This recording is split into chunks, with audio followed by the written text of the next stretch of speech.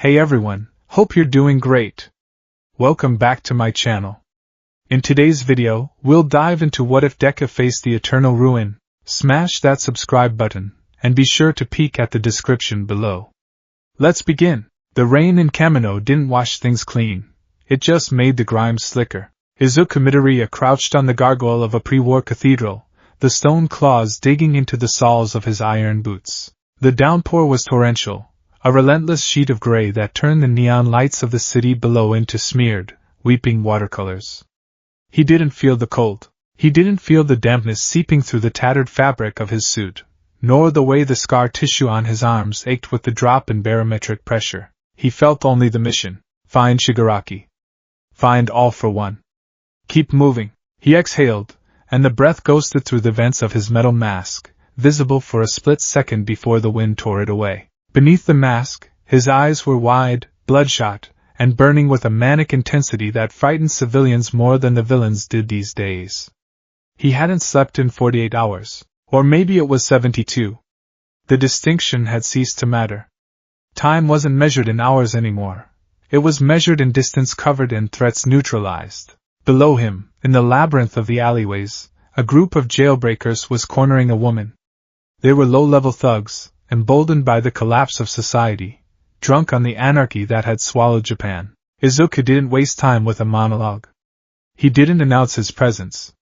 The symbol of peace was a concept for the daylight. He was something else now. He engaged one for all, full cowl. Green lightning, jagged and wild, tore through the gloom, illuminating the dark rooftops like a strobe light. He dropped. The impact was silent, cushioned by a precise application of Black Whip to break his fall. He landed behind the largest villain, a man with a quirk that turned his skin into serrated obsidian. Before the man could turn, Izuku's legs swept out. St. Louis smash. The kick connected with the villain's temple. There was a sickening crack of impact, not of bone breaking, but of consciousness being forcibly ejected.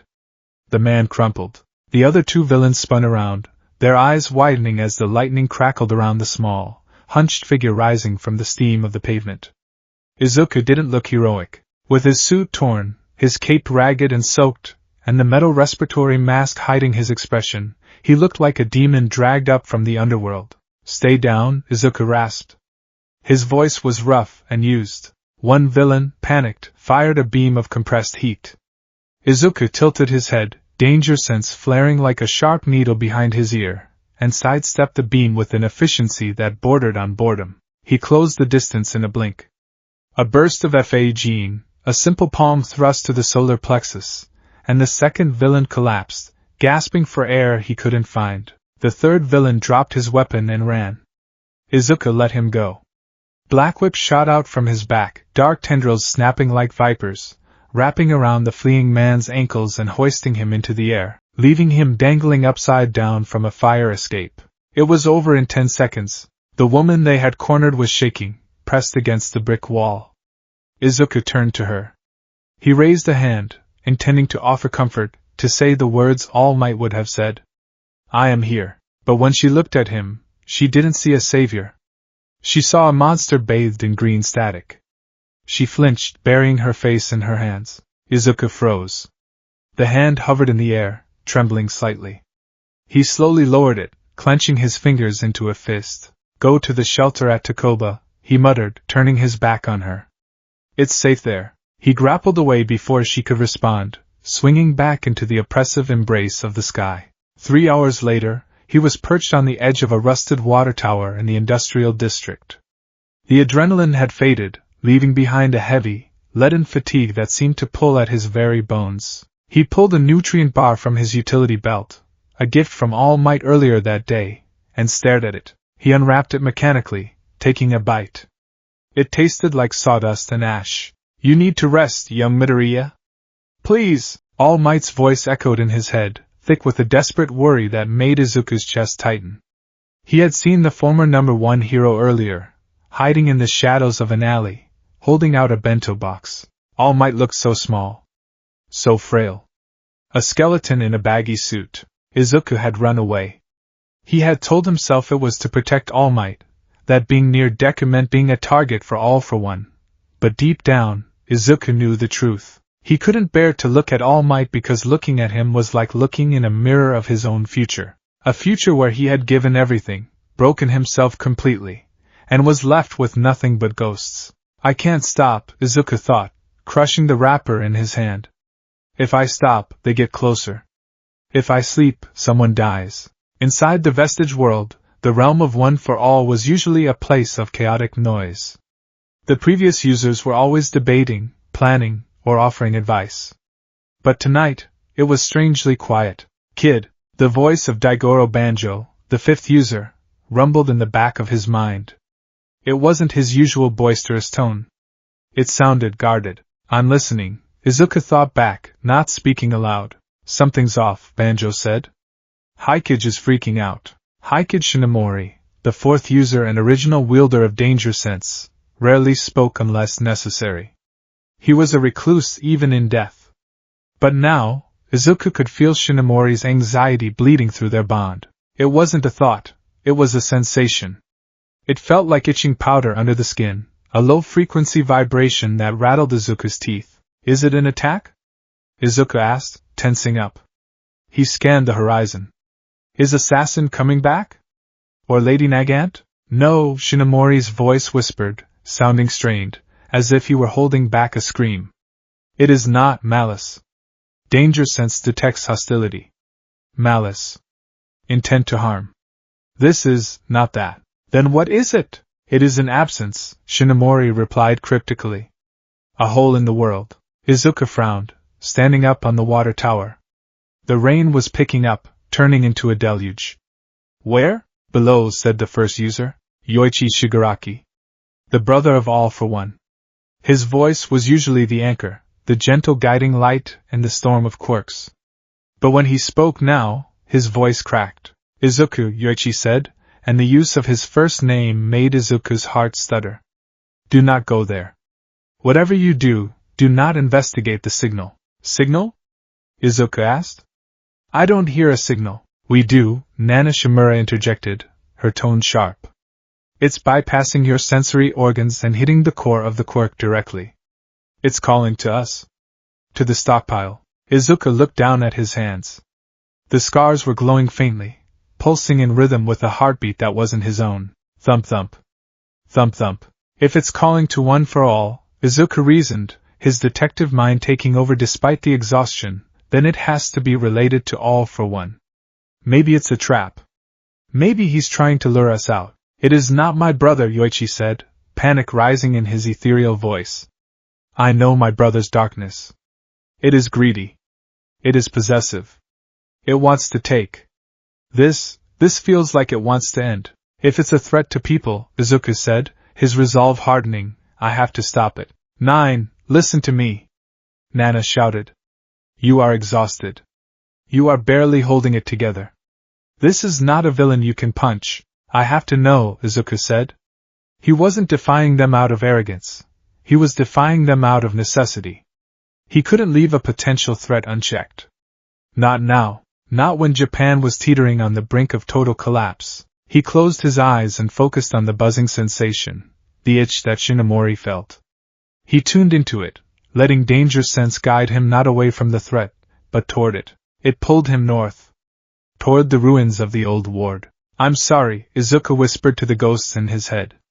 But I'm going. He leaped from the tower, black whip snapping out to catch the corner of a building, swinging him into the dark. The old ward was a section of the city that had been abandoned long before the collapse of society. It was a relic of the transition era, the chaotic time when quirks first appeared, and the world economy shattered. It was a graveyard of brutalist concrete architecture, rusted factories, and subterranean transport hubs that had been sealed off for decades. As Izuku moved deeper into the sector, the rain seemed to change.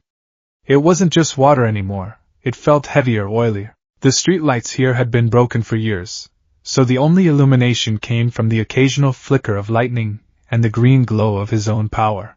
But the strangest thing was the silence. Usually, even in abandoned areas, there was life. Rats skittering in the trash, stray cats seeking shelter, the hum of distant electricity. Here, there was nothing. No insects. No wind. Even the sound of his own boots hitting the pavement seemed muffled, as if the air itself was absorbing the sound waves. The static is getting louder, Izuku thought. He landed in what used to be a plaza, now a jungle of overgrown weeds and cracked cement. In the center of the plaza stood the entrance to a subterranean bunker, a massive blast door that had been ripped off its hinges. Not cut. Not melted. Ripped. As if a giant hand had grabbed the 3-foot-thick steel and torn it like wet paper. This is it, Izuku murmured. Inside One for All, the vestiges had gone silent. Not a peaceful silence, but the silence of a held breath. He could feel their fear radiating through him, making his stomach turn. Danger sense is blinding me, Shinomori whispered. It's everywhere. The entire bunker. It's all a threat. Izuku activated Black Whip, forming 2 massive tendrils that hovered over his shoulders like spider legs, ready to strike. He stepped into the darkness of the bunker. The air inside was stale, smelling of ozone and something ancient, like dust from a tomb that hadn't been opened in 1,000 years. He walked down a long, spiraling ramp, his footsteps echoing in the vast emptiness. The walls were lined with old machinery, server banks from the pre-Quark era, covered in thick layers of gray dust. As he descended, the green lightning of One for All began to flicker. What? Izuku looked at his hand. The energy wasn't dissipating, it was being suppressed. He tried to push the output to 45%, but it felt like wading through molasses. The quirk responded sluggishly. Whatever is down here, the second user said, his voice grim, it is dampening the connection. Be careful, kid. You might not be able to summon the full power. Understood. Izuku reached the bottom of the ramp. He found himself in a massive, circular chamber. It looked like a particle accelerator or a reactor core. The ceiling was lost in shadow, hundreds of feet above, and in the center of the room, hovering about 10 feet off the ground, was it. It wasn't a person. It wasn't a Nomu. It was a tear in reality. It looked like a sphere of swirling, grayscale energy, roughly the size of a car. It didn't reflect light, it devoured it. The green glow from Izuku's quirk didn't illuminate the sphere. The light touched the edge of it and simply ceased to exist. It was a void, a hole in the canvas of the universe where someone had erased the paint. Surrounding the sphere were floating chunks of debris, concrete, steel, glass. But as they orbited the anomaly, they were disintegrating, not burning, but turning into gray sand, eroding in seconds as if subjected to 1,000,000 years of weathering in the blink of an eye. Izuku stood paralyzed. His instincts, honed by a year of brutal warfare, were screaming at him to run. To turn around, sprint up the ramp, and never look back. This isn't a quirk, he realized with a jolt of horror. Quirks follow rules. Quirks have limits. This is a natural disaster. What are you? Izuku called out, his voice trembling despite his best efforts. The sphere didn't respond. It didn't have a mouth. But as soon as he spoke, the swirling gray energy sped up. A low hum filled the room, vibrating in Izuku's chest. Suddenly, a voice spoke. But it didn't come from the sphere. It came from the vestige world. It was a voice that sounded like 1,000 people whispering in unison, a cacophony of despair. Legacy. The word hit Izuku like a physical blow. He stumbled back, clutching his head. It's inside. Yoichi screamed in the inner world. Push it out, Izuku. Block the mental connection. I can't. Izuku gritted his teeth, falling to one knee. The word echoed again, louder. Burden. Entropy. The end of will. The sphere began to pulse. Tendrils of gray fog seeped out of it, slithering across the floor toward Izuku. Where the fog touched the concrete, the floor didn't just crack, it vanished, leaving behind nothing but a gray void. It's eating the environment, Izuku realized, forcing himself to stand. If that touches the city, if that touches people, he couldn't run. He was the only one here. He was the only one who could stop it. Smash. He whispered, channeling every ounce of willpower he had left. He drew upon the stockpiled power. He felt the resistance, the dampening field, but he pushed past it. He drew out Fa gene, charging kinetic energy with his movements. He activated float to lift himself off the disintegrating floor. Izuku, no! Nana cried. Don't touch it. I have to blow it away. Izuku yelled back. If I don't, it'll consume everything. He launched himself forward. He moved faster than a bullet, a streak of green light in the darkness. He wound back his right arm, the muscles straining, the one for all energy screaming as he forced it to its absolute limit. 100%. He couldn't sustain it for long, not in this state, but he needed one hit. One hit to disperse the energy, to break the core of whatever this anomaly was. Detroit. He flew straight at the sphere. The gray fog lashed out at him, but Black Whip acted as a shield, taking the brunt of the decay. The black whips turned gray and crumbled to dust instantly, but they bought him the millisecond he needed. He was right in front of it now. The cold radiating from the sphere was absolute zero. It burned his skin. He could see into the swirling vortex, and in that split second, he saw flashes of images. He saw Yue Hai crumbling to dust. He saw All Might turning to ash in the wind. He saw himself, alone in a white void, screaming without a voice. Ruin. The entity whispered the name. Smash. Izuku punched. He expected an impact. He expected the shockwave to shatter the bunker walls, to blow the roof off the facility. He braced for the recoil that would shatter the bones in his arm, but there was no impact. His fist didn't hit a solid object. It didn't hit energy. It plunged into the sphere. The world went silent. The green lightning of One for All turned instantly, violently gray. Izuku's eyes went wide. He tried to pull his arm back, but he was stuck. Not held by a grip, but held by gravity. The sphere was sucking him in, and then, the pain started. It wasn't the pain of broken bones. It was the pain of subtraction. He felt the skin on his arm unraveling, the cells being told to stop existing.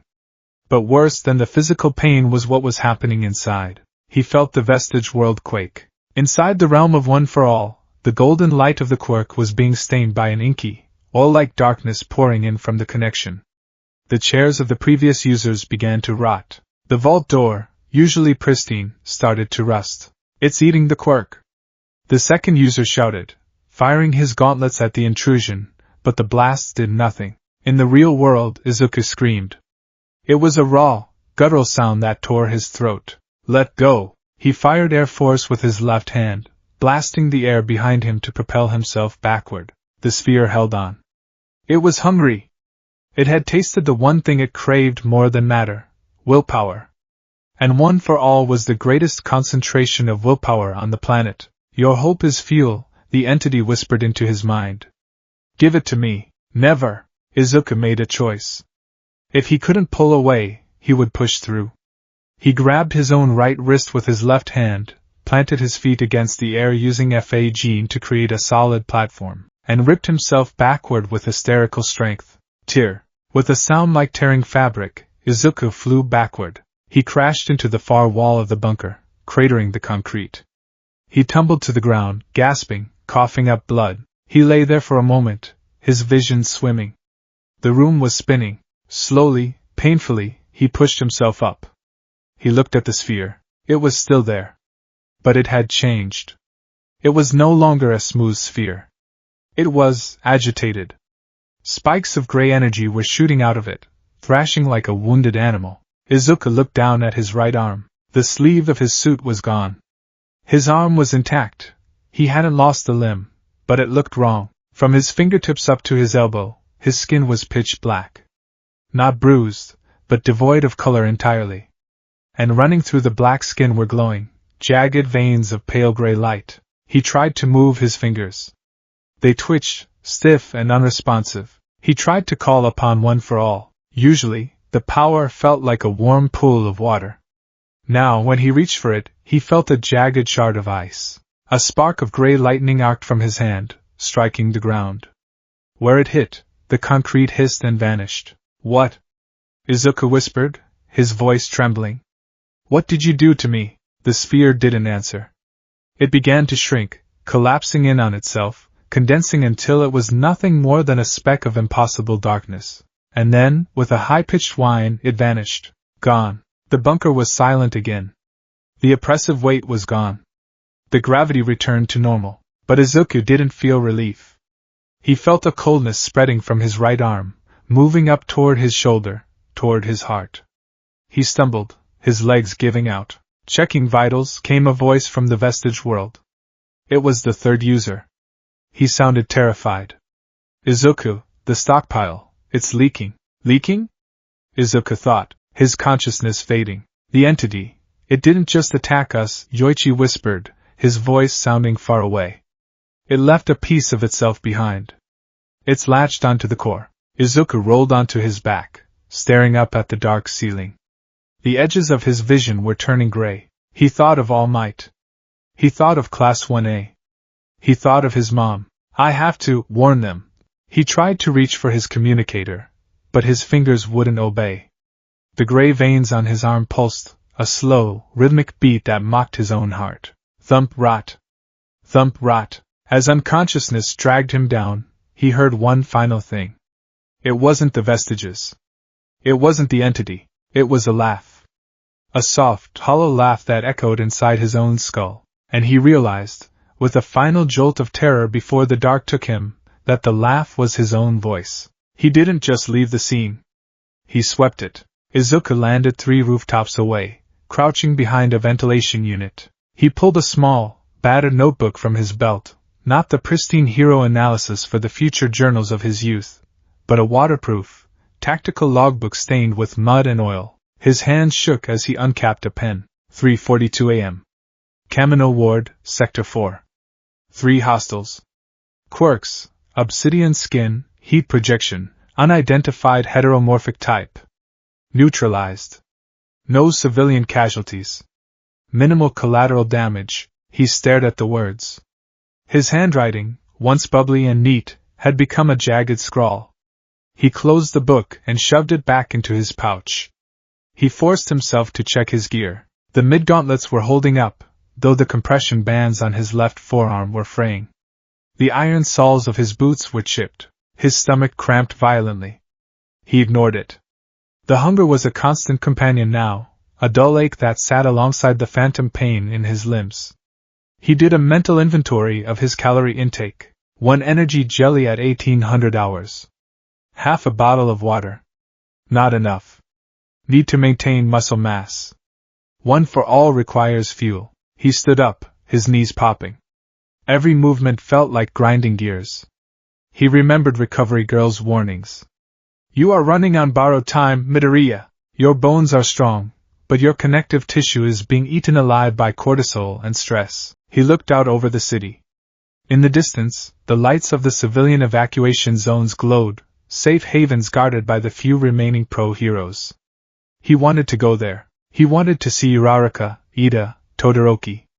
He wanted to feel the warmth of a dormitory common room, but then he remembered the sensation of Shigaraki's decay. He remembered the way the hospital had crumbled. I am the lightning rod, he told himself, a mantra he repeated 1,000 times a night. If I stay away, the storm follows me. If I go to them, I bring the storm with me. He tapped the comms unit in his ear. It was set to a secure frequency used by Endeavor and Hawks. Deku here, he whispered. Sector 4 is clear. Moving to patrol route Delta. There was a pause. Then, Endeavor's voice crackled through. The flame hero sounded tired. Copy that. Deku. All Might mentioned he missed the rendezvous. Status? Izuku winced. I couldn't stop. Danger sense was active. I had to keep moving. Kid, Hawk's voice cut in, breezy but with an underlying edge of seriousness. You're ghosting the guy who taught you how to walk. Not cool. We need you sharp, not burn out. Swing by the staging area. I've got fresh supplies. I can't, Izuku said, cutting the connection before they could argue. He couldn't listen to their logic. Logic dictated rest. Duty dictated action. He began to run again. Not flying, but running across the rooftops, feeling the impact of every step. It grounded him. The pain was real. The pain meant he was still alive. The bunker wasn't just a bunker. As Izuku descended deeper past the initial blast doors, he realized it was a tomb of knowledge. The walls here were different. They weren't just concrete. They were lined with lead and lined again with a strange, iridescent alloy he didn't recognize. Faded warning signs painted in yellow and black lined the corridor, but the text wasn't in Japanese or English. It was a series of pictograms, A circle. A line through the circle. A jagged crack. A skull. This architecture, the third user murmured, his voice echoing in the vestige realm. This looks like the zero-day shelters. Zero-day? Izuku asked internally, keeping his guard up. Before quirks were called quirks, the third explained, when the glowing baby was first born in Xinqiang, the world didn't celebrate. It panicked. Governments thought it was a virus. A biological weapon. They built facilities like this to study the meta-abilities in isolation. They wanted to know if the laws of physics were breaking. Izuku ran a gloved hand along the wall. The metal was freezing. So this is a lab? A containment unit, the third corrected. Look at the scratch marks. Izuku looked closer. The walls were gouged. Deep, frantic scratches that went inches into the solid metal. They were at human height. Someone was trying to get out, Izuku whispered. Or something was trying to get in, the fifth user, Banjo, suggested uneasily. They passed a viewing window made of reinforced glass, now opaque with age. Inside the room, Izuku saw rows of what looked like stasis pods. They were all shattered. Skeletons lay scattered on the floor, dusty, yellowed bones and tattered lab coats. But there was no sign of violence. No bullet holes. No burns. They just died, Izuku noted. No trauma. Look at the chronometer on the wall, the first user, Yoichi, pointed out. Izuku squinted through the glass. There was a digital clock on the wall, frozen in time. But the numbers were wrong. It didn't read a time. It read, error, causality failure. What does that even mean? Izuku asked. It means, Shinomori whispered, the buzzing in Izuku's head reaching a crescendo, that whatever is down here doesn't just kill people. It breaks the rules of how the world works. Izuku, the danger sense isn't reacting to a person. It's reacting to the distortion of time and space around us. We are walking into the event horizon. The hallway opened up into a massive atrium. In the center stood a statue, a monument to science, holding an atom. But the atom was gone. The hands of the statue were gone. The face was gone. They hadn't been broken off. They had been smoothly erased, leaving perfectly polished concave surfaces. It was beautiful in a terrifying way. It was the perfection of nothingness. Entropy, Izuku said aloud, the word tasting like copper on his tongue. It's not just destruction. It's the acceleration of the end. He remembered a lecture from Aizawa-sensei about quirk singularities. The idea that quirks would eventually become too powerful for humans to control, that they would mix and evolve until they broke the container. Is this what happens when a quirk becomes a god? He wondered. Or a demon? He stepped past the statue, and for the first time in his life, he felt small. Not the smallness of being quirkless in a world of heroes, but the smallness of a human being standing before the abyss. The world did not return with a bang. It did not return with the gasp of waking from a nightmare, nor the sharp intake of breath that follows a near drowning. It returned as a slow, agonizing desaturation. Izuku Midoriya opened his eyes. He was lying on his back, staring up at a sky that was no longer the bruised purple of the pre-dawn urban night. It was a flat, featureless sheet of slate gray. The rain was still falling, but the sound was wrong. It didn't patter or splash. It hissed, like static interference on an old radio, a white noise that seemed to originate from inside his own skull rather than the clouds above. He lay there for a long time, minutes, perhaps hours. His body felt incredibly heavy, as if gravity had decided to focus its attention solely on him, pinning his limbs to the wet asphalt. He tried to catalog his injuries, a reflex honed by years of breaking his own bones. Ribs bruised, but intact. Legs, functional. Head pounding. Right arm. He stopped. He didn't want to look. The memory of the bunker, the swirling void, the sensation of being unmade, was hovering at the edge of his consciousness, a terrifying precipice he refused to look over. But he was a hero. Or at least he was the vessel that held the only power capable of saving the world. He had to look. He lifted his right hand into his field of vision. The gauntlet of his costume, the beta suit he had worn since leaving Yue, was shredded. The fabric was gone from the elbow down. Beneath it, his skin was there. It wasn't gone.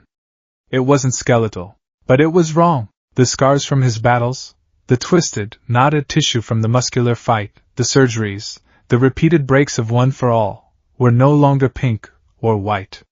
They were black, deep ink-like fissures that ran up his forearm like the tributaries of a dead river. And pulsing within those black fissures was a faint, sickly gray light. It wasn't the bioluminescence of a quirk.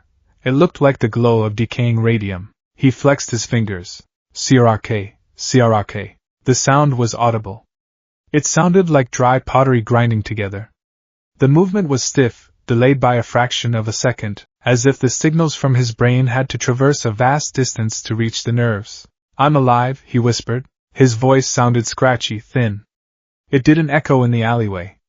The air felt too thick to carry the sound. Izuku forced himself to sit up. A wave of nausea rolled through him, cold and oily. He gagged, dry heaving, but nothing came up. He felt empty. Hollowed out. He looked around. He was in an alleyway in the old ward, not far from where the bunker entrance had been. He grabbed the wall to steady himself, his iron boots scraping against the brick. He stumbled out of the alley and into the plaza where the entrance should have been. It was gone. There was no massive blast door. No crater. No debris. There was simply a patch of smooth, gray dirt in the center of the overgrown park. It looked as though the bunker had never existed, or as though someone had taken an eraser to the blueprint of reality, and simply rubbed that specific detail out. The weeds around the circle were dead, not withered and brown, but gray and brittle, crumbling into dust as the wind touched them. It moved? Izuku muttered, his detective mind trying to latch on to logic, desperate for a puzzle he could solve. Teleportation quirk? Warping? Did the entity fold space? He reached for One for All. He needed to talk to the vestiges. He needed Yoichi or the second user to tell him what tactical error he had made, to scold him or guide him. He closed his eyes and visualized the flame. The stockpile of power. Usually, it was a roaring bonfire, a sun trapped in his chest. Now, it felt like a candle in a drafty room. He pulled at the power. Full cowl. The lightning flickered into existence around him. But it wasn't the vibrant, electric green that signaled hope and power.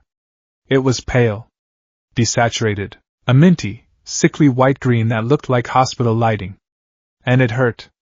It didn't hurt his bones. It hurt his mind. Every arc of lightning felt like a needle being pushed into his frontal lobe.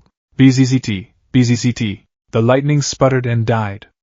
Izuku fell to his knees, gasping. What is happening to me? The inner world. To enter the vestige world was usually a deliberate act of meditation, or a forced entry during moments of high emotion. Tonight, Izuku didn't so much enter it as he fell into it. One moment he was on his knees in the rain.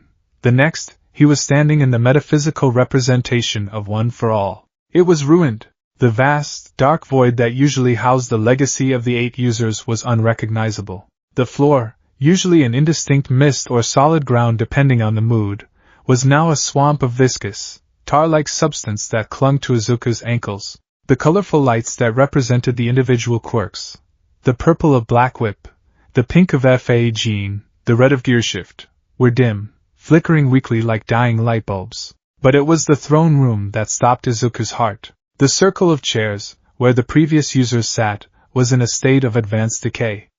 The stone chairs were cracking. The golden light that usually bathed the first user, Yoichi, was gone, replaced by an encroaching shadow. You're here, a voice croaked. Izuku turned. Sitting on his chair, or what was left of it, was Daigoro Banjo, the 5th user. The man looked faded. He was semi-transparent, his usually boisterous outline flickering like a bad hologram. Banjo-san. Izuku tried to run toward him, but the tar on the floor held him back. What happened? The bunker, the sphere. It got in, kid, Banjo said, his voice devoid of its usual energy. He gestured around the room. It got in. Izuku looked toward the vault, the massive door that kept the consciousness of All for One locked away, or represented the barrier against him. The vault door was covered in rust. Massive, flaking sheets of oxidized metal were peeling off it. And seeping through the cracks of the door wasn't All for One's malice, but a gray fog. Where is everyone? Izuku asked, panic rising. Haikage is hiding, Banjo muttered, pointing to the 4th user's chair. It was empty. Danger Sense hasn't stopped screaming since you touched that thing. It broke him, I think. He retreated deep into the core to preserve the quirk factor. And the others? Over there. Izuku looked to the center. Yoichi Shigaraki was on his knees, his head in Nana Shimura's lap. Nana was stroking his hair, but she was weeping. Izuku froze. Nana Shimura, the woman who had smiled in the face of death, the woman who had taught All Might that a smile is a hero's greatest weapon. She was crying. And her tears weren't clear. They were thick, black streaks running down her face, dripping onto Yoichi's face like oil. Grandma. Izuku whispered. Nana looked up. Her eyes, usually filled with a fierce determination, were hollow. Izuku. I'm sorry, Izuku blurted out, the guilt crushing him instantly. I did this. I touched it. I tried to smash it and It isn't a villain, Izuku, Yoichi whispered, his voice raspy. He didn't open his eyes. We were wrong. It isn't a quirk. It isn't hatred. Then what is it? Izuku begged. Tell me how to fight it. It is the end, Yoichi said softly. One for all is the power of accumulation. We stockpile power. We stockpile will. We stockpile hope. We carry the past into the future. He coughed, and a cloud of gray dust escaped his lips. That thing, that ruin, it is the opposite, Yoichi continued. It is entropy. It is the force that degrades.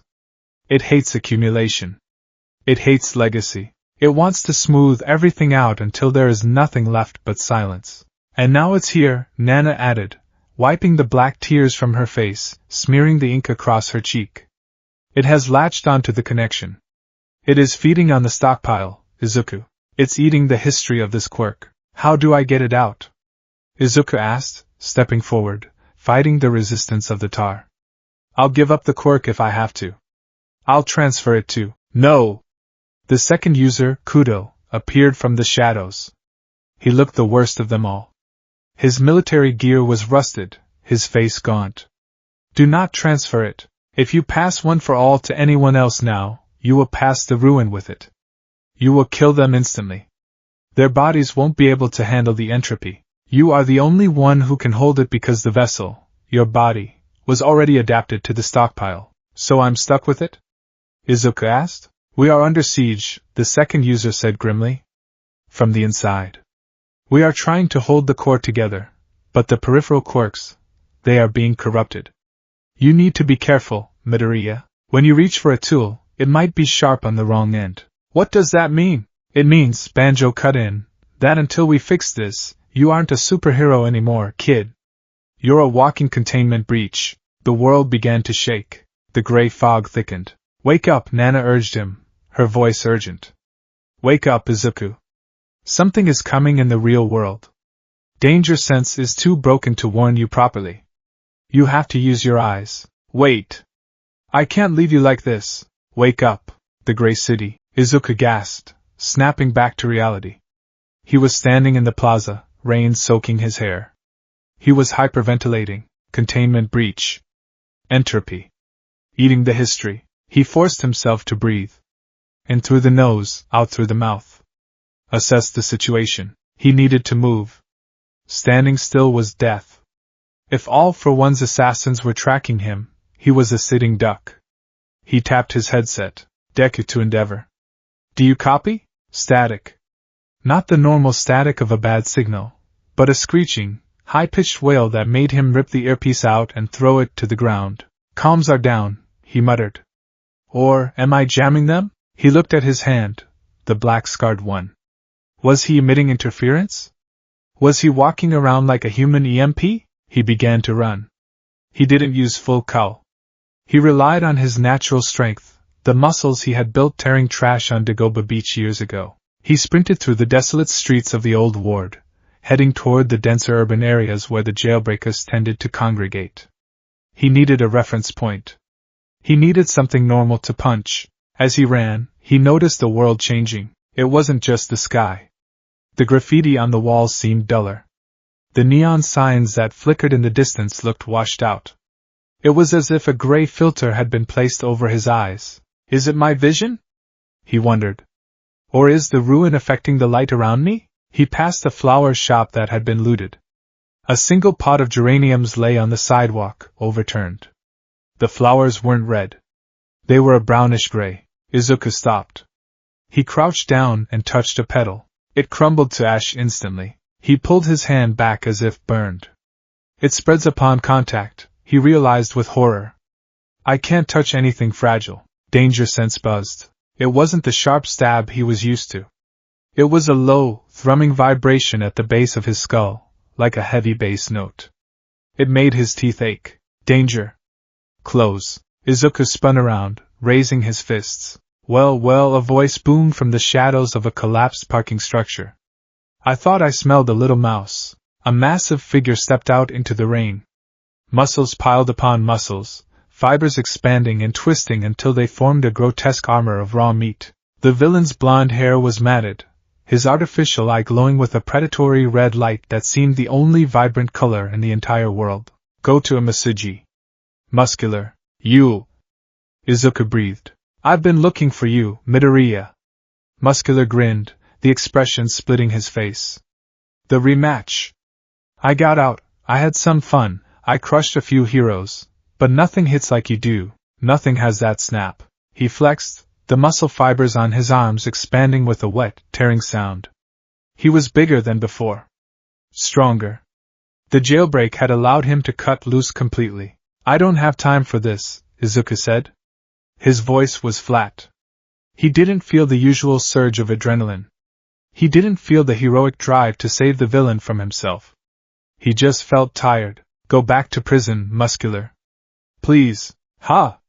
Please? Muscular laughed, crouching low. Where's the fire?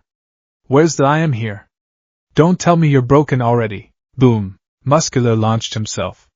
The pavement beneath him shattered. He was a blur of meat and violence, closing the distance in a heartbeat. Izuku's instincts took over. He didn't think, he reacted. One for all, full cowl. 30%. He needed to be careful. He couldn't use 45% with his body in this state. He dodged to the left, a slide step that barely cleared Muscular's fist. The wind pressure from the punch threw him sideways, slamming him into a lamppost. The post bent around him. Too slow. Muscular roared, spinning around with impossible agility for his size.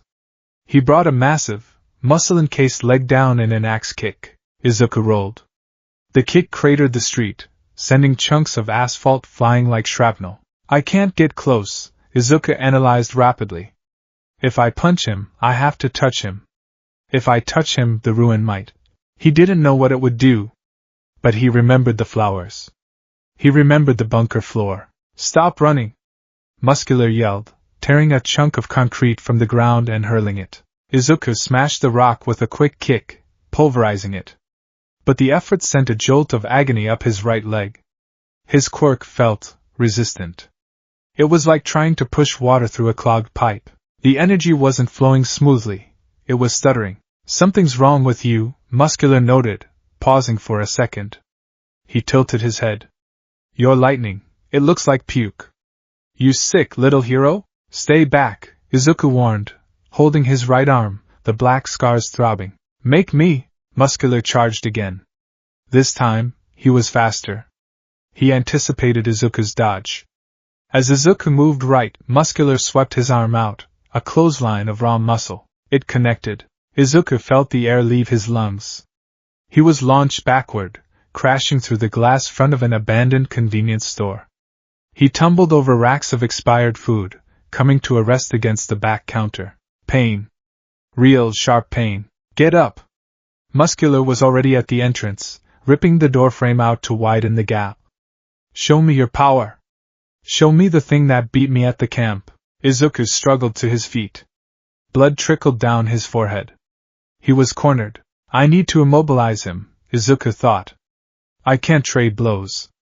I don't have the stamina. He reached for the fourth user's quirk. Danger sense was useless, just a constant headache.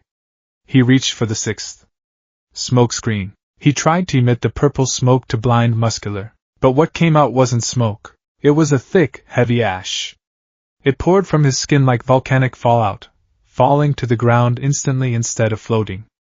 It didn't obscure vision, it just made the floor slippery and gray. What is this? Muscular scoffed, stepping through the ash. Dust? Smokescreen failed, Izuku panicked. Okay. Fifth user.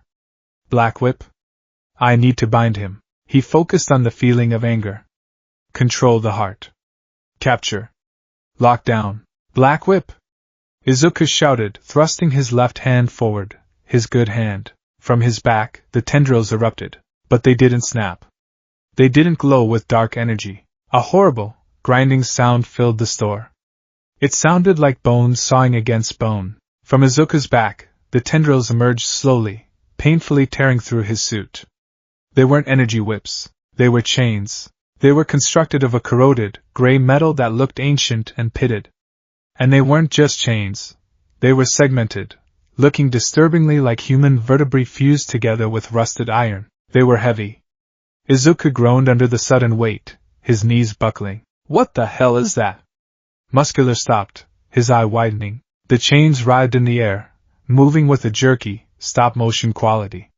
They rattled, a sound that echoed like a prisoner dragging shackles in a dungeon. Capture him, Izuku commanded the quirk. The chains lashed out. They didn't move with the speed of Black Whip. They moved with the inevitability of a landslide. Muscular raised his arms to block. You think some rusty chains can stop me? I'll snap them like. The chains wrapped around Muscular's arms. The moment the gray metal touched the villain's muscle fibers, the screaming started. It wasn't a scream of frustration. It was a scream of absolute, primal terror. Ayakak! Get it off! It burns! It's cold. Muscular fell to his knees, thrashing. Where the chains touched his muscle armor, the pink flesh turned gray instantly. The muscle fibers didn't just bruise, they withered. They desiccated. It looked like time-lapse footage of meat rotting, happening in real time. Stop! Izuku yelled, horrified. He tried to recall the quirk. Release! The chains didn't listen.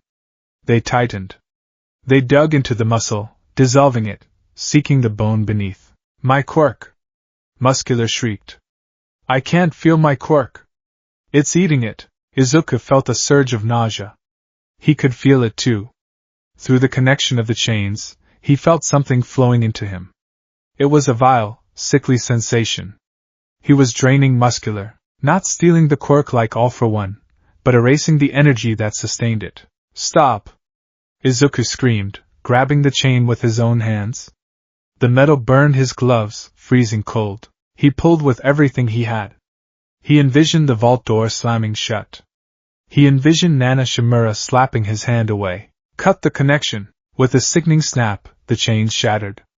They didn't retract into his body. They crumbled into dust and fell to the floor. Muscular slumped forward. He was conscious, but barely. His massive form had deflated. The muscle armor on his arms was gone, leaving behind shriveled, gray skin that hung loosely off his bones. He looked like an old man. He looked like he had aged 50 years in 10 seconds. He looked up at Izuku. The predatory light in his eye was gone. There was only fear. What are you? Muscular whispered, his voice trembling. You're not him.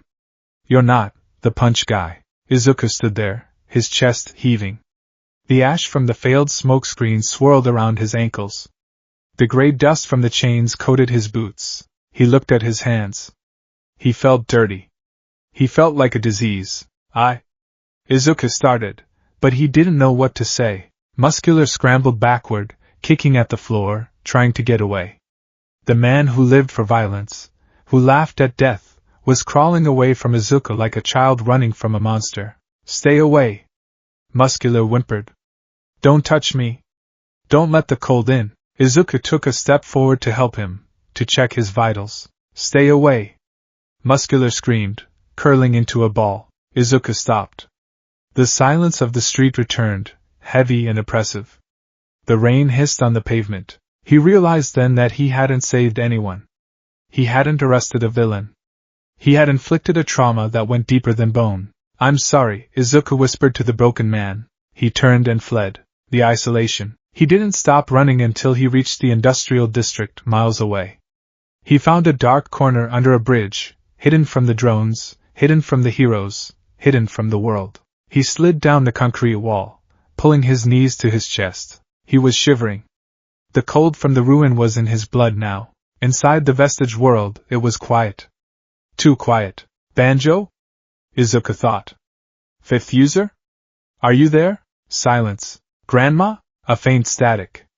Then, Nana's voice, barely a whisper. Izuku, the chains, they hurt us too.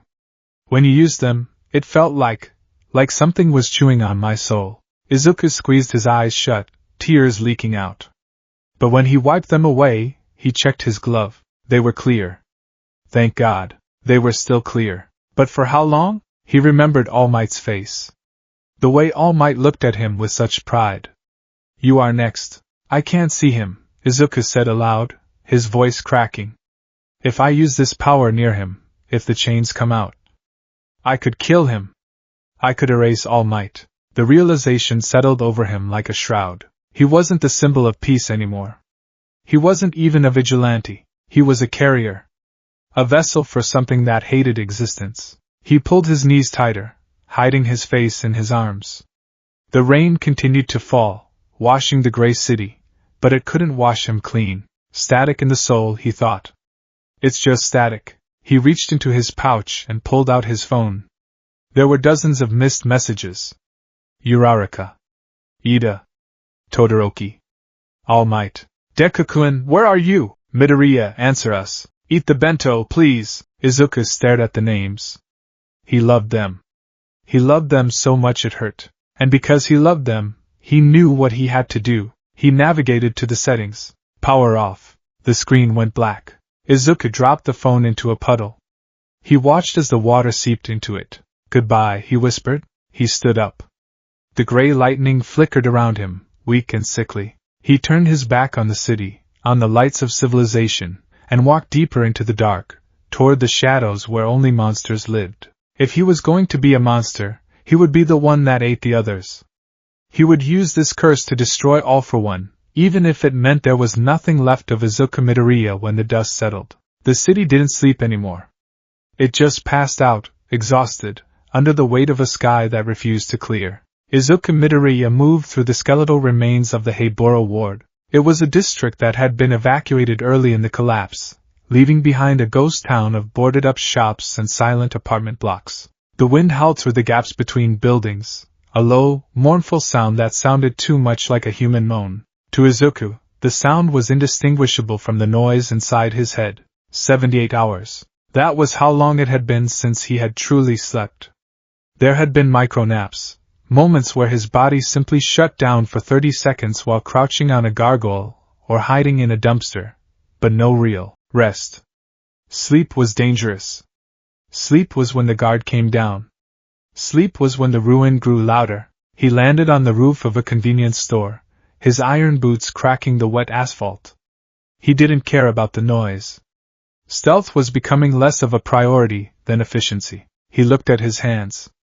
The black corruption on his right arm had spread. It had crept past his elbow, tendrils of ink-like darkness reaching toward his shoulder. The gray veins pulsed in time with a heartbeat that felt too slow, too heavy to be his own. Thump, dust. Thump, dust. Ninth, a voice whispered. It was faint, like a radio transmission from the other side of the universe. You need to stop. Your glucose levels are critical. It was the second user, Kudo. Of all the vestiges, he was the most pragmatic. He didn't plead like Nana, he strategized. But even his strategy was sounding desperate. I'm fine, Izuku muttered, his voice a dry rasp. He brought a pouch of nutrient jelly to his lips. It was the last one. He squeezed the gel into his mouth. It tasted like copper and ash. Everything tasted like ash now. The ruin was dulling his senses, stripping away the pleasure of existence one nerve ending at a time. You are not fine, the second user pressed. The corruption is affecting your visual cortex. We are seeing anomalies in the feed. False positives on danger sense. It's not false, Izuku snapped, crushing the empty pouch and dropping it. It's all dangerous. Everything. He stood up, swaying slightly. Below him, in the street, a group of looters was breaking into a pharmacy. They weren't villains, strictly speaking. Just desperate people. Civilians trying to find medicine. A week ago, Izuku would have dropped down, disarmed them gently, and directed them to a shelter. He would have smiled. He would have said, "It's going to be okay." Now, looking down at them, he didn't see people. Through the lens of the ruin, their outlines were blurred. They looked like gray smudges on the canvas of the world. He felt a surge of irritation, cold, sharp, and alien. They are wasting resources, a thought crossed his mind. It wasn't his voice. It was the ruin's logic. Disorder accelerates entropy. Silence them. Izuku shook his head violently, slapping his own face. The impact stung, grounding him for a second. No, he whispered to himself. They need help. But he didn't go down. He couldn't. If he went down there, if he touched them, he might rot them.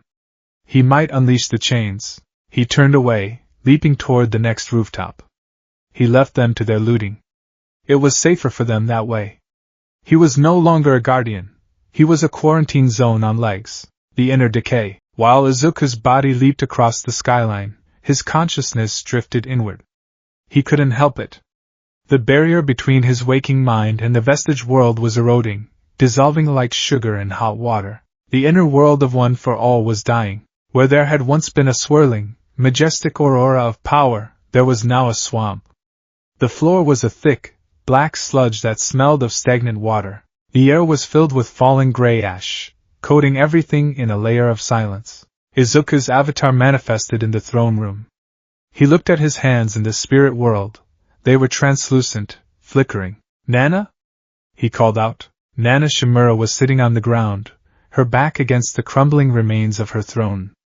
She looked older than she had in her memories.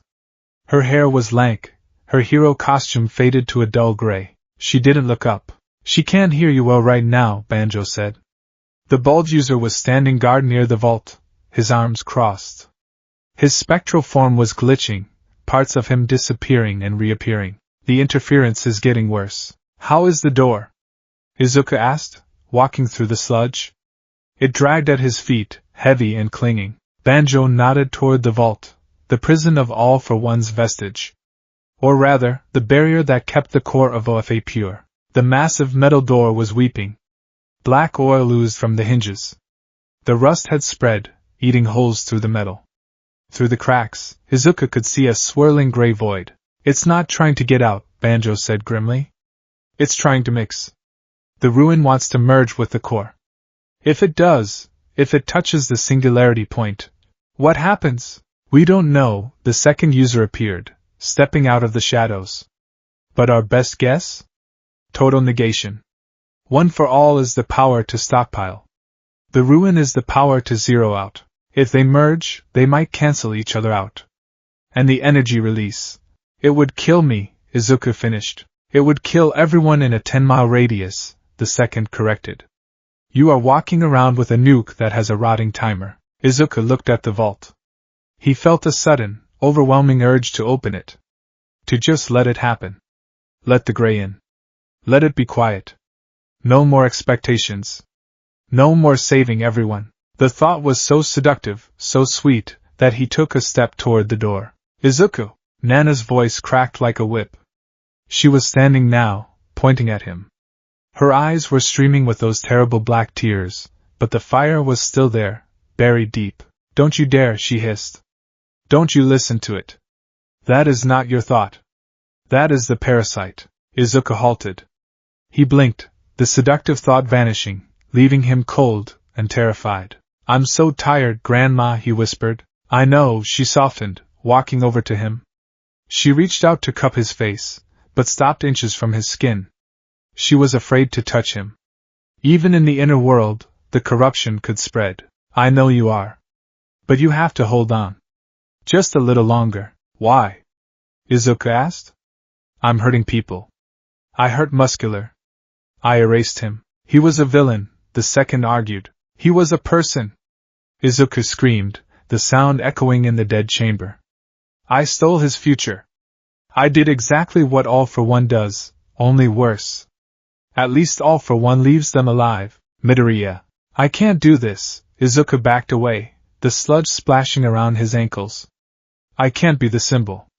The symbol is broken. I'm just the wreckage. The vision shattered. The reality of mud. He woke up midair. He had dozed off during a jump. He crashed. He hit the side of a brick building, tumbled down a fire escape, and landed hard in a pile of wet cardboard in an alleyway. Pain flared in his ribs, a sharp, jagged reminder of reality. He lay there for a moment, gasping, the wind knocked out of him. The rain pelted his face, mixing with the mud on his cheek. He tried to get up, but his right arm, the corrupted one, refused to move. It was dead weight. Numb. Move, he gritted out. Move, damn it. He grabbed his right arm with his left hand and physically dragged it into a new position. It felt like moving a mannequin's limb. Cold. Stiff. Danger sense. It didn't buzz. It didn't stab. It screamed. It was a deafening, white-hot noise that blinded him. Izuku clamped his hands over his ears, curling into a ball. Get out! He screamed at the empty alley. Leave me alone, young Midoriya? The voice cut through the static. It was familiar. It was the sound of safety. Or it used to be. Izuku froze. He slowly lowered his hands. Standing at the mouth of the alley, silhouetted against the dim streetlights, was a figure. Tall. Gaunt. Wearing a trench coat that was soaked through. He was holding a yellow umbrella, but it was closed, hanging uselessly at his side. Tashinori Yagi. All Might. Izuku scrambled backward, his boots scraping on the pavement. No. No, don't come here. I found you, All Might breathed. He sounded relieved, but also terrified. He took a step forward. I've been tracking the GPS signal from your boots. You disabled your phone, but the passive tracker was still pinging every hour. Stay back, Izuku warned. He tried to activate full call to run, but the energy sputtered. Green sparks popped and fizzled. The ruin was dampening him again. I brought you something, All Might said, ignoring the warning. He reached into his coat and pulled out a plastic box wrapped in a cloth. A bento. Pork cutlet bowl. It's cold now, I'm afraid. But it's still good. Izuku stared at the bento, and then the hallucination started. As All Might took another step, the shadows in the alley seemed to lurch. The ruin in Izuku's blood reacted to the presence of the previous user. It hated One for All. It hated the connection. To Izuku's eyes, All Might's face began to melt. The skin sloughed off his skull. The bright blue eyes turned into hollow, black sockets. The trench coat wasn't a coat anymore. It was a shroud of rotting funerary wrappings. The bento box in his hand wasn't food. It looked like a pile of gray ash and bones. Eat the corpse, All Might said. His voice was distorted, deep and demonic. Eat the ash, Izuku. Join the dead. Stop it! Izuku yelled, squeezing his eyes shut. You're not real. This is a trick. All for One sent you. It's me, my boy, All Might said, his voice cracking with emotion. He was close now. Too close. Please. Just look at me. You look, God, Izuku, you look like you're dying. Izuku opened his eyes. The hallucination flickered. He saw All Might's concern, his tear-filled eyes. Then, the ruin surged. The corpse face returned. Give me the power, the corpse hissed. Let me die. Let us all die. Get away, Izuku panicked. The fear was primal. It wasn't fear for himself. It was fear that the rotting thing in front of him would touch him and infect him. Or worse, that he would infect it. He lashed out. He didn't mean to attack. He meant to push. He meant to create distance. But his control was gone. He thrust his hand out, his left hand, the good one. But the ruin didn't care about left or right anymore. It surged through his pathways, FA gene activated. But it was corrupted. Instead of a burst of kinetic energy, a wave of gray distortion erupted from Izuku's palm. It was a shockwave of entropy. It hit All Might. There was no sound of impact. No thud. Just a sickening whoosh of air being displaced. All Might was lifted off his feet. The fragile, corkless man was thrown backward like a rag doll. He smashed into the brick wall on the opposite side of the alley. The wall didn't crack. The bricks behind him turned to dust instantly, creating a soft, gray crater. All Might slumped to the ground. The bento box flew from his hand, shattering on the pavement. The pork cutlets spilled out, gray, colorless, looking like wet clay. All Might! The scream tore from Izuku's throat.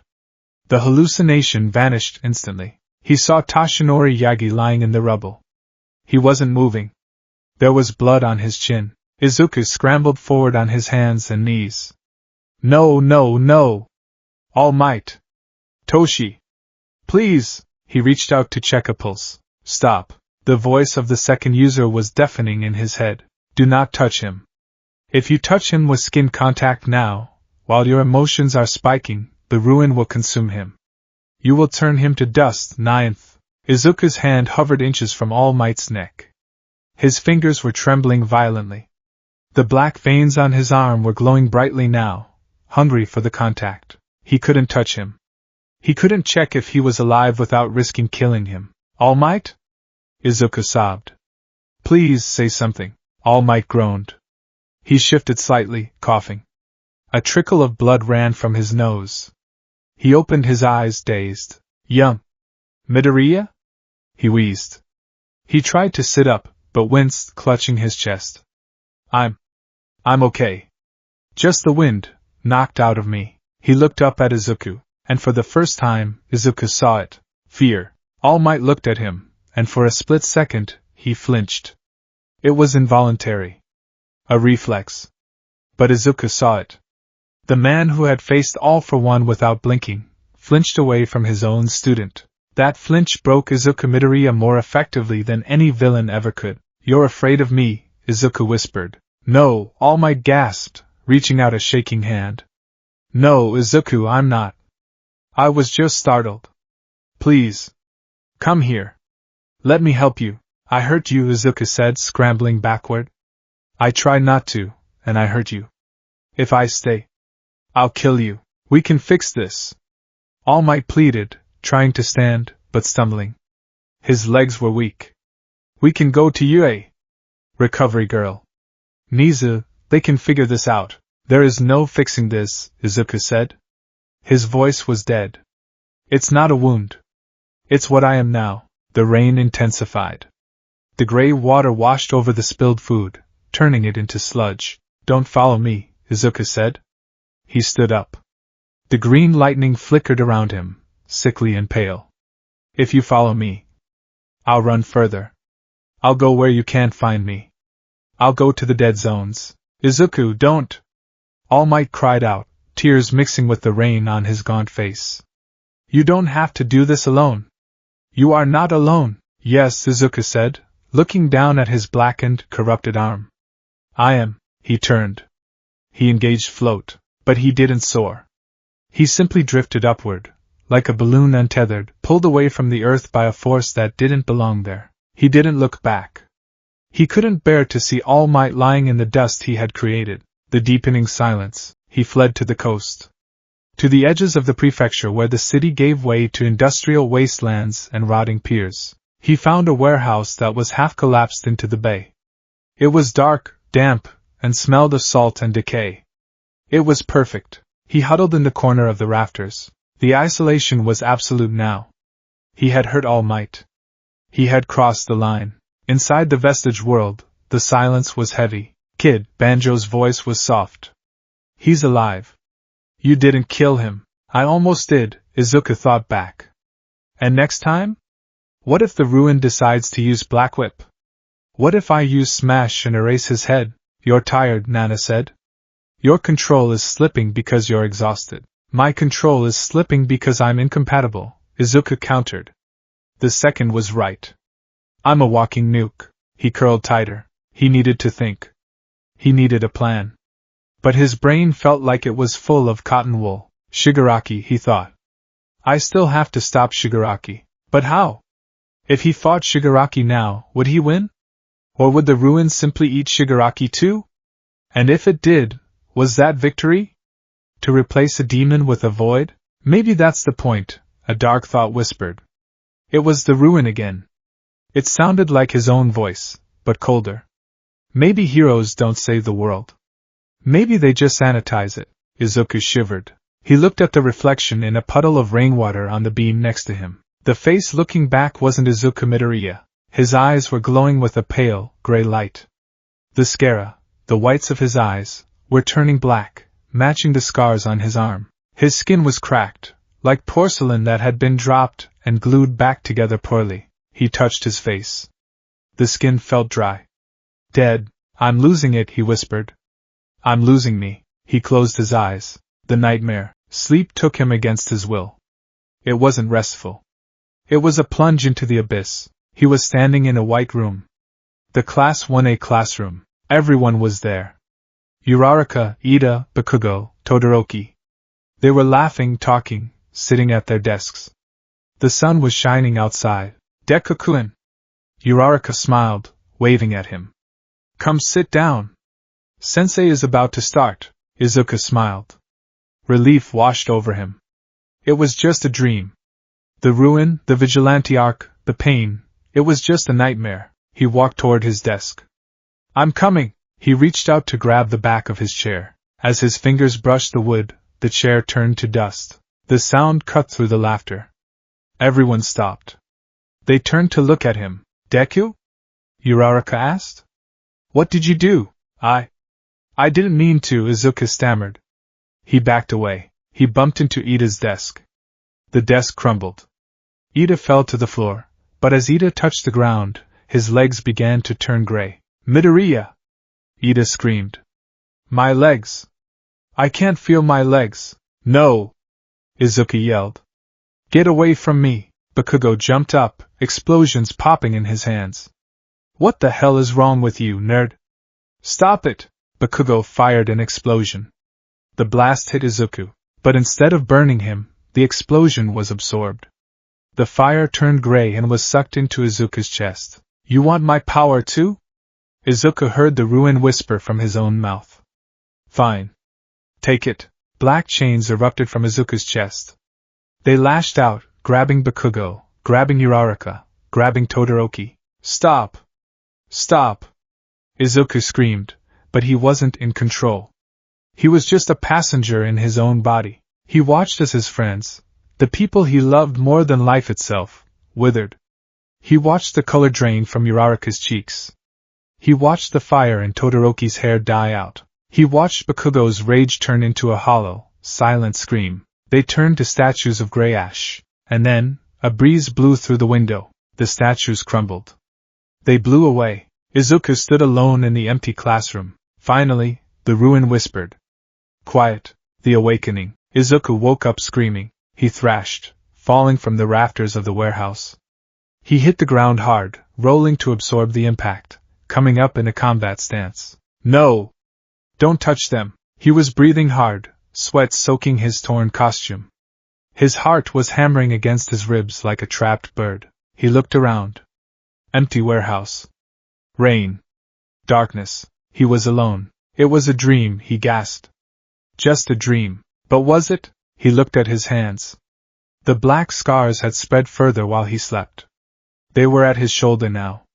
A vein of gray light was creeping up his neck, toward his jaw. It's accelerating, the fourth user, Hikage, spoke. It was the first time he had spoken in days. His voice was trembling.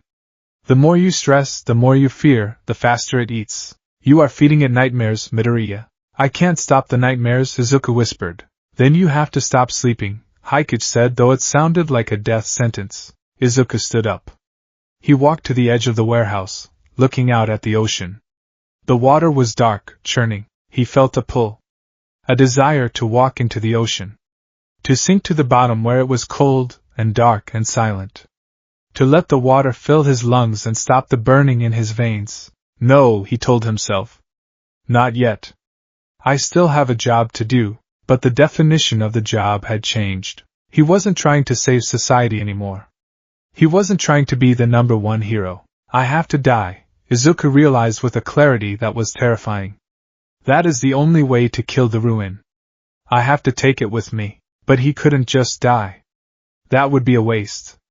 He had to use this curse one last time. He had to find Shigaraki and All for One. He had to hug them. He had to wrap them in these rotting chains and hold them until they were all dust together. It was a horrific plan. It was a villain's plan, but Izuka Midoriya was too tired to be a hero. He pulled his hood up. The metal mask clamped over his face, hiding the gray decay spreading on his jawline. One last patrol, he whispered to the empty dark. He stepped out into the rain. Behind him, in the warehouse, where he had slept, the concrete floor was covered in a fine layer of gray frost. Even his dreams were toxic now. He moved fast, a green and gray blur, leaving nothing behind but silence. The rain had stopped, leaving behind a suffocating humidity that clung to the city like a fever sweat. The clouds above were low and bruising, trapping the heat and the stench of uncollected garbage, wet concrete, and despair. Katsuki Bakugo hated the quiet. He stood at the epicenter of the Kamino Ward's industrial district, his gauntlets heating up with suppressed agitation. Usually, a villain attack left a signature: the smell of smoke, the debris of shattered buildings, the screams of the injured. Violence was loud. Violence was messy. But this was sterile, spread out. Bakugo barked, his voice echoing too loudly in the empty street. Icy hot, take the left flank. Pink cheeks, 4 eyes, check the perimeter. If you see so much as a rat move, I want to know about it. Bakugo, keep your voice down, Shoto Todoroki murmured, stepping over a pile of rusted scrap metal. We don't know what's out here. I don't care what's out here, Bakugo snarled, though he lowered his volume. I care about finding him. The nerd's GPS pinged here 20 minutes ago. He can have vanished. Ochako Uraraka moved toward a warehouse entrance, her face set in a grim line. She looked exhausted. None of them had slept properly since the letters were found. Since Deku left UA, to walk a path of thorns alone. There's no battle damage, Tenya Ida noted, his engines idling with a low hum. He adjusted his glasses, scanning the scene with a critical eye. If Midoriya engaged a hostile here, where is the collateral? His quirk. One for all, it leaves a mark. Maybe he didn't fight, Uraraka suggested, though her voice wavered. Maybe he just passed through. No, Bakugo said, stopping in front of a large shipping container. He fought. He pointed to the ground. The asphalt was pristine. Too pristine. In a perfect circle, roughly 10 meters in diameter, the grime, the oil stains, and the litter had been removed. The surface was smooth, gray, and slightly concave, as if a giant scoop had removed the top layer of reality. What is that? Todoroki asked, crouching down. He reached out to touch the surface. Don't touch it! Bakugo snapped. Todoroki paused, his hand hovering inches from the gray stone. It's cold. Even from here. It feels like liquid nitrogen. It's not ice, Bakugo said, his red eyes narrowing. It's him. It's that damn power. They had heard the reports. Endeavor had been tight-lipped, and All Might was practically catatonic in the recovery ward, muttering about entropy and ghosts. But the class knew something was wrong. The Deku they knew broke his bones to save people. He smashed walls. He created shockwaves. He didn't leave behind silence. Over here! Uraraka called out from the warehouse. Her voice was high, laced with panic. The 3 boys sprinted toward her. She was standing in the doorway of the abandoned storage facility, her hands covering her mouth. Inside, 3 villains were huddled in the center of the room. They were jailbreakers, heavy hitters from Tartarus. One had a mutation that turned his arms into pile drivers. Another was floating in the air, surrounded by a telekinetic barrier. But they weren't attacking. They weren't running. They were weeping. The telekinetic villain was curled in a fetal position, hovering 3 inches off the ground, rocking back and forth. The piledriver villain was staring at his own hands, his eyes wide and unseeing. Hey! Bakugo stepped forward, an explosion popping in his palm to draw attention. Where is he? Where is Deku? The villains didn't react to the name. They didn't react to the threat. Gone, the telekinetic villain whispered. His voice was flat, devoid of inflection. The color. He took the color. What are you talking about? Ida demanded, stepping forward with his authoritative hand chop, though the gesture lacked its usual vigor. Identify yourselves. Did you engage the vigilante known as Deku? The piledriver villain looked up. His massive, rocky face was pale. He didn't fight us, the villain rasped. We tried to ambush him. We fired everything we had. Lasers. Impact waves. Bullets. And? Todoroki pressed. And he walked through it, the villain said, shaking his head. He didn't dodge. He didn't block. The attacks just stopped. They hit the gray fog and died. They didn't explode. They just ceased to be. Uraraka shivered, wrapping her arms around herself. What did he do to you? The villain held up his hands. The rocky skin, usually impenetrable, looked brittle. There were spiderweb cracks running along his forearms, glowing with a faint gray light. He touched me, the villain whispered, tears streaming down his stony face. He grabbed my arm. And I felt it go away. Your arm? Bakugo asked. My will, the villain corrected. My quirk. My reason. He touched me, and I felt like I was already dead. He looked at me, and his eyes were black holes. He told me to sit down. He told me that fighting was pointless because everything ends anyway. The villain looked at Bakugo, his eyes pleading. Is he a hero? Because he felt like the end of the world. Bakugo took a step back. The air in the warehouse felt suddenly freezing. He's a hero, Uraraka said fiercely, stepping forward, though tears pricked her eyes. He's saving everyone. He's just tired. That wasn't fatigue, little girl, the villain muttered, returning his gaze to his cracked hands. That was the void. If you're his friends, you should run. You can't save something that doesn't want to exist. Bakugo clenched his jaw so hard his teeth creaked. He turned on his heel and stormed out of the warehouse, back into the humid night. Bakugo! Ida called after him. Shut up! Bakugo roared, blasting a trash can into smithereens. The noise was comforting. It was real. He's losing it. The idiot is losing his mind, and he's dragging us down with him. We have to find him, Todoroki said quietly, emerging from the shadows. Before the heroes declare him a villain. If he's hurting people like this, if he's psychologically breaking them, the HPSC won't care that he's a student. He's not breaking them, Bakugo whispered, looking at the gray circle on the asphalt. He's erasing them. He looked up at the sky, his face twisting in a mixture of rage and terrified grief. Deku, what the hell have you become? The Void Walker. 5 miles away, Izuku Midoriya was sitting on the edge of a rusted water tower. He was hungry. It wasn't the hunger of an empty stomach. His stomach had stopped growling days ago. His body had entered a state of ketosis, cannibalizing its own muscle mass for energy.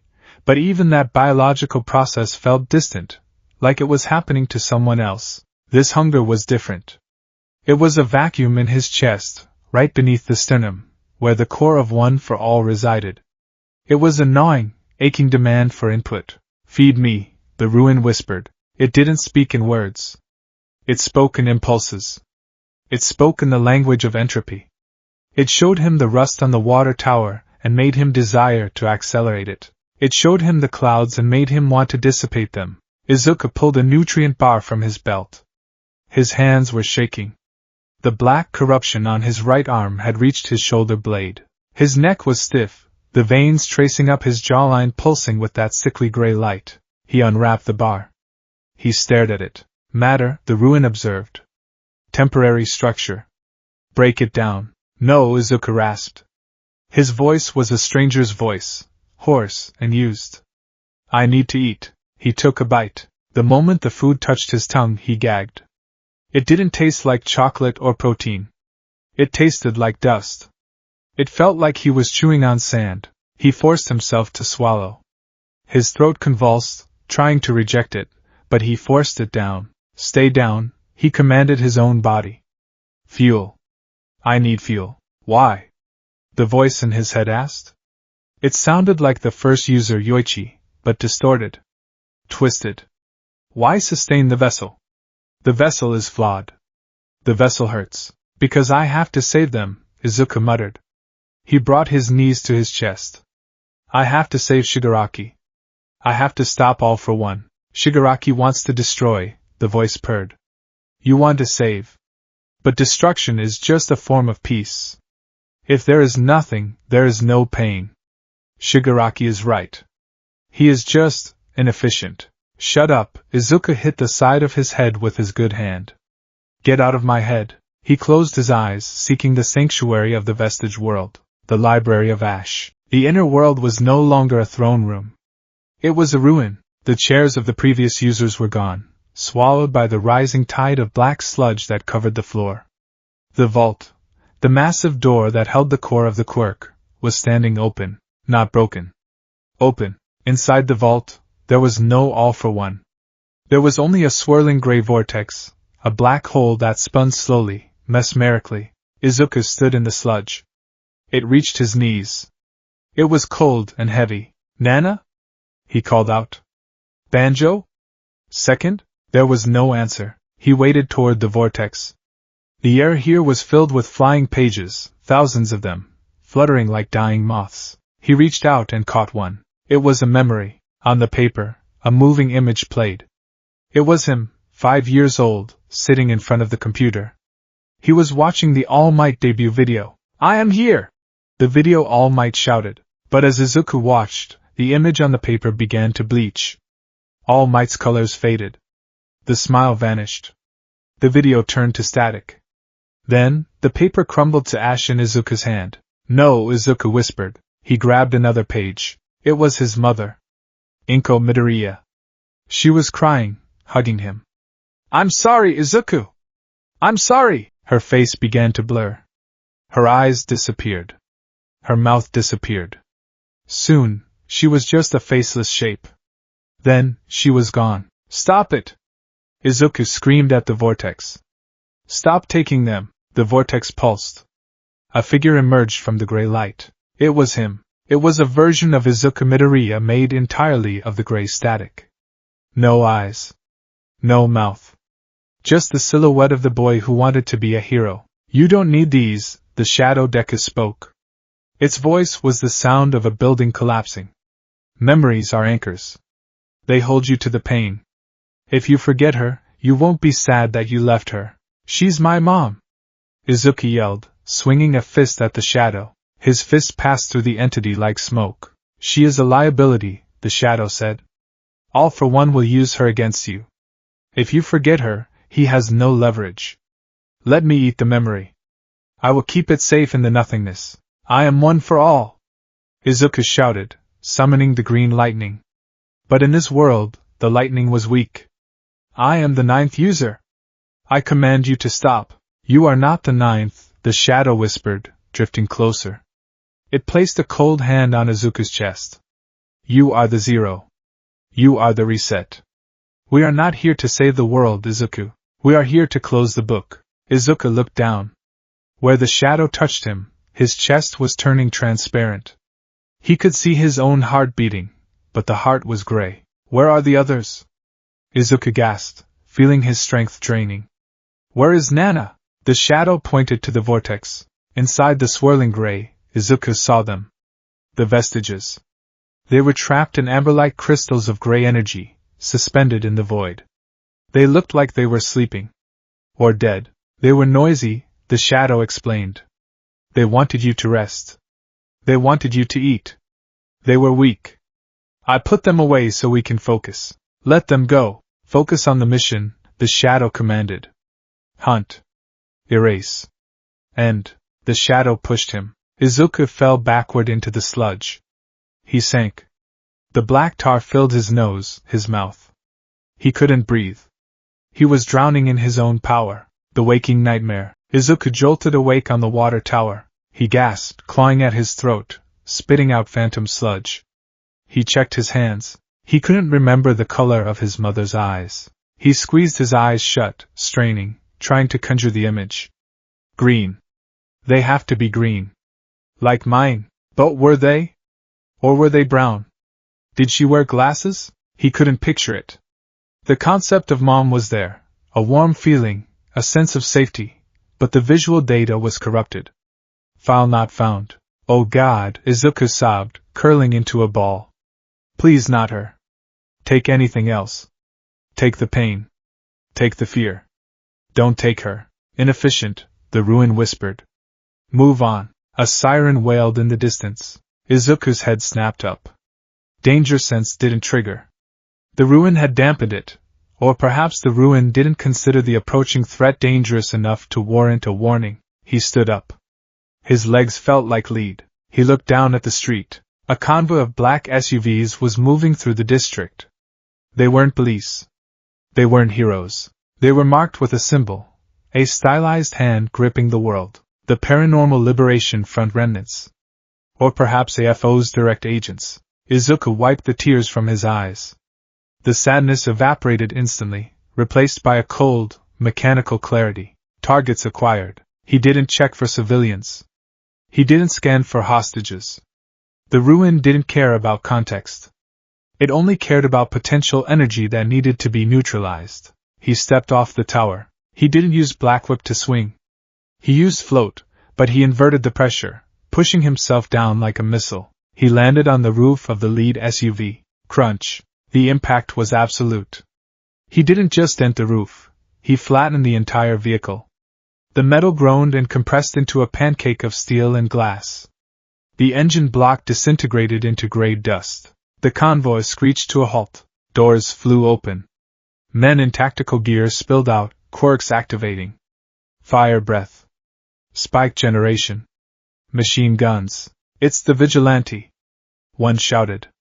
Open fire! Bullets filled the air. Izuku stood on the wreckage of the car. He raised his right hand, the corrupted one. He didn't block. He didn't dodge. He released the pulse of the eternal ruin. It wasn't a blast. It was a wave of silence. The bullets hit the wave and vanished. They didn't ricochet. They simply ended. The kinetic energy was deleted from the universe. What the hell? A gunman screamed, his weapon jamming as the mechanism rusted shut in a split second. Izuku walked forward. His movements were jerky, like a marionette with tangled strings. Surrender, Izuku said, but he didn't say it. The word that came out of his mouth wasn't Japanese. It was a sound of pure static that made the soldiers' ears bleed.